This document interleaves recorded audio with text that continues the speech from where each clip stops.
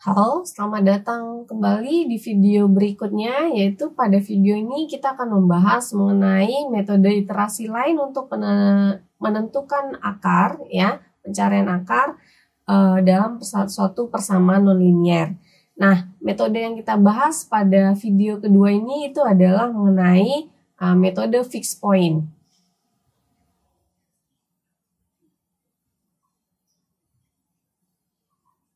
Oke. Nah, kalau metode fixed point sebenarnya konsepnya itu adalah memisahkan X dengan sebagian X yang lain sehingga diperoleh X itu sama dengan GX, ya. Nah, prinsipnya apa? Jadi kalau misalkan saya punya suatu bilangan P adalah suatu fixed point dari suatu fungsi GX, maka saya bisa katakan jika P tersebut dikatakan dia suatu fixed point jika GP sama dengan P. Ya, jadi kalau di contoh ini misalkan tentukan fixed point dari fungsi gx sama dengan x kuadrat kurang 2, maka kita punyai solusi dari si p sama dengan gp. Kalau kita substitusikan nilai si gx-nya jadi x kuadrat kurang 2 yang menjadi gp sama dengan p kuadrat kurang p kurang 2, maka p kuadrat kurang p kurang 2 itu akan sama dengan 0 dan P-nya itu adalah 2 dan P sama dengan min 1, ya. Jadi nilai untuk P sama dengan 2 dan P sama dengan min 1 ini adalah nilai fixed point-nya, ya. Nah, oke.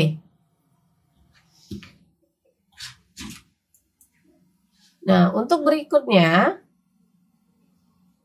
nah, jadi bisa kita lihat P sama dengan 2 dan P sama dengan min 1 itu adalah nilai fixed point-nya. Nah, di dalam beberapa teorema ada yang mengatakan bahwa jika G anggota C A, B dan GX itu adalah anggota A, B, untuk setiap X di mana X-nya itu adalah anggota A, B, maka G mempunyai paling sedikit satu nilai fixed point di A, B, ya. Yang ini disebut dengan eksistensi dari suatu nilai fixed point. Kemudian berikutnya ada lagi teorema mengatakan bahwa jika ada G aksen X pada A, B, ya, jadi kalau ada turunan ataupun derivatif dari si G-nya ini pada interval A, B, maka akan terdapat suatu konstanta positif K yang nilainya kecil dari 1, sehingga nilai harga mutlak dari G aksen X itu akan lebih kecil sama dengan K untuk semua nilai X anggota A, B, ya. Jadi jika ini berlaku pasti ada satu fixed point di A, B. Nah, inilah yang disebut dengan unique, ya. Kalau ini kita sebut dengan uniqueness dari suatu fixed point, ya. Kalau tadi di atas teorema di atas menyatakan tentang keberadaan dari suatu fixed point. Nah, teorema ini untuk pembuktian nanti bisa kalian lihat di buku Burden, ya, untuk pembuktiannya. Nah, jadi kalau kita perhatikan, ya, nah di dalam materi ini kita akan membahas mengenai penyelesaian dari penentuan atau pencarian nilai akar dengan menggunakan metode iterasi fixed point, ya.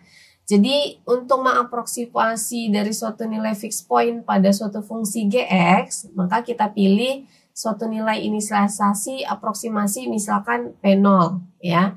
Nah, nanti nilai P0 ini akan kita generate sequence yang mana membentuk suatu barisan Pn dan n-nya mulai dari 0 sampai tak hingga dengan memisalkan nilai Pn itu adalah G Pn kurang 1 untuk setiap n lebih besar sama dengan 1. Ya, nah di sini intinya kalau misalkan barisannya konvergen, ya, jadi kalau Pn di mana n sama dengan 0 sampai tak hingga ini konvergen ke P dan G-nya ini adalah fungsi yang kontinu, maka berlaku P sama dengan limit n menuju tak hingga dari Pn itu akan sama dengan limit n menuju tak hingga dari G Pn kurang 1, karena kita tadi misalkan Pn-nya adalah G Pn kurang 1, ya. Nah, maka ini akan sama dengan G, ya, dengan sifat limit, ya, berlaku G limit n menuju tak hingga dari Pn kurang 1 itu sama dengan GP, sehingga kita bisa lihat P itu sama dengan GP ya. Dan solusinya itu adalah untuk X sama dengan GX ini diperoleh. Jadi artinya akarnya ditemukan ya. Nah, ini disebut dengan fixed point atau functional iterasi. Atau yang disebut juga dengan functional iterasi ya, iteration. Oke, nah ini algoritma dari fixed point ya. Untuk lengkapnya juga kalian bisa lihat di buku Burden ya. Jadi yang pertama, nah kalau kita lihat bedanya nanti sama bisection, yang pertama dia coba menginisiasi nilai aproksimasi P0 ya. Jadi dia sudah ada nilai aproksimasi awal deh yang ditetapkan sama dia ya. Beda sama bisection tadi. Nah, kemudian sama menentukan berapa jumlah toleransi ya. Ini sama menentukan jumlah toleransi, kemudian menentukan jumlah maksimum iterasinya ya. Kemudian nanti outputnya apa, yaitu adalah nilai aproksimasi solusi P ya. Nah, kemudian langkah pertamanya itu adalah kita men-set nilai P1-nya itu ya. Jadi men-set nilai I sama dengan 1 ya. Artinya men-set mulai iterasinya itu dari I sama dengan 1, kemudian kita lakukan proses looping ya, dimana prosesnya akan berhenti dengan sesuai dengan jumlah banyak iterasi. Kemudian kita lakukan step 3 sampai 6 ya. Jadi kalau step 3-nya ini kita membuat nilai P sama dengan GP0. Jadi P-nya awal ini adalah nilai fungsi dari P0, yang mana P0 ini udah kita inisiasi pertama ya di inputnya. Kemudian berlaku di step 4 kondisi, yaitu jika P kurang P0 kecil dari toleransinya, maka outputnya adalah P-nya ya. Kemudian stop, berhenti, dan lanjut untuk iterasi berikutnya. Nah, kemudian kita set lagi nilai P0 yang baru itu sebagai nilai P ya. Nah, output ini akan berhenti kalau misalkan nilai iterasi artinya sudah berhenti sesuai dengan jumlah maksimum iterasinya ya. Nah, untuk contohnya itu nanti bisa dilihat pada buku Burden di halaman 61. Nah, kemudian kalau kita bahas tentang hasil convergence dari suatu teorema fixed point ya. Jadi misalkan di sini G anggota C A, B dengan GX untuk semua X anggota A, B dan G aksen X itu ada pada A, B, maka akan berlaku G aksen X itu kecil sama dengan K dan kecil dari 1 ya. Karena sebenarnya kalau ini berkaitan terhadap teorema yang sebelumnya tadi ya. Jadi kalau kita lihat berdasarkan dari teorema ini I.2 ya. Karena kalau ada G aksen X itu kalau terdapat turunan dari G aksen X ya pada A, B, maka ada konstanta yang nilainya K kecil dari 1 dan berlaku G aksen X kecil sama dengan K ya. Nah, jadi dari teorema itu kita dapat kalau bisa berlaku G aksen X kecil sama dengan K dan kecil dari 1 ya, maka untuk beberapa nilai P0 pada barisan tadi Pn ya didefinisikan sebagai Pn sama dengan G Pn kurang 1 untuk N-nya lebih besar sama dengan 1 ya. Dan ini akan konvergen ke unique fixed point P di A, B. Nah, jadi dia akan konvergen di suatu nilai ke satu nilai fixed point ya P di interval A, B.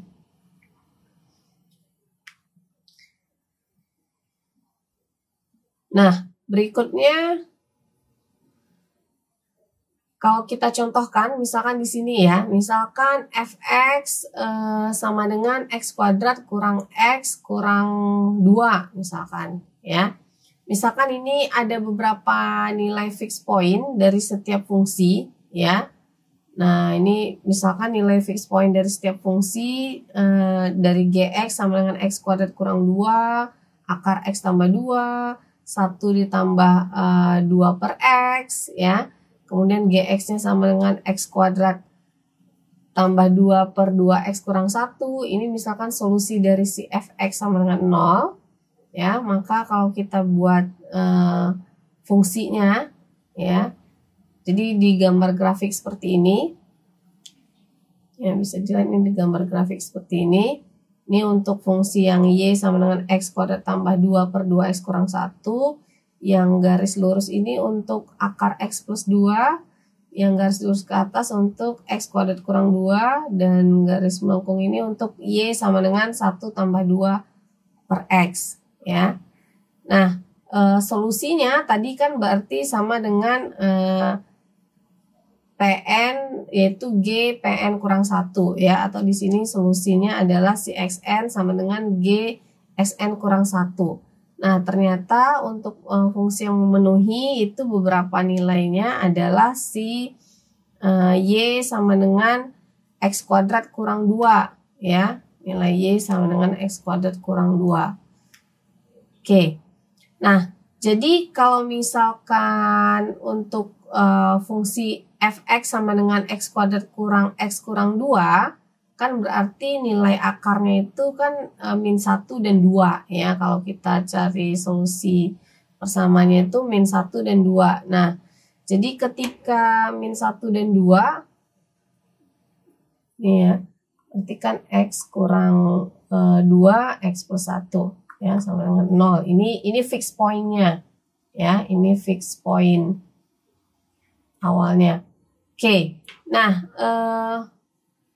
karena kita ingin melihat dia kekonvergenan, dia konvergen atau tidak, dan konvergen di kapan gitu mulai dia konvergen ya, maka kita butuh berdasarkan dari teorema ini ya, teorema sebelumnya, maka bisa kita lihat dia akan seandainya G aksen itu ada, yaitu G aksen X kecil sama dengan K kecil dari 1, berarti kita harus memenuhi kondisi ini, apakah dia memenuhi atau tidak, maka ini akan konvergen ke unit P di A, B ya. Jadi kita buat dulu apakah dia G aksen X-nya itu kecil dari 1 ya. Nah, jadi untuk semua nilai yang mendekati si X bintang.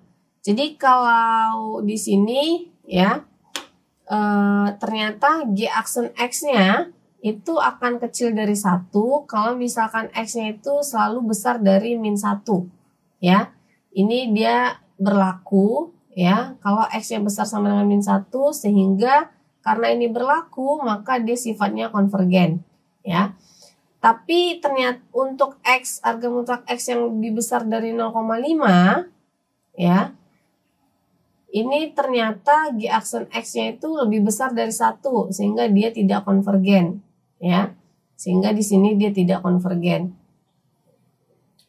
Oke.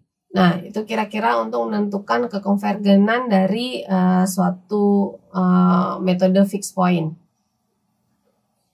Oke. Baiklah, untuk selanjutnya pada video berikutnya saya akan membahas mengenai solusi dari persamaan penentuan nilai akar pada suatu persamaan nonlinier di untuk metode Newton ya. Sampai ketemu untuk video berikutnya.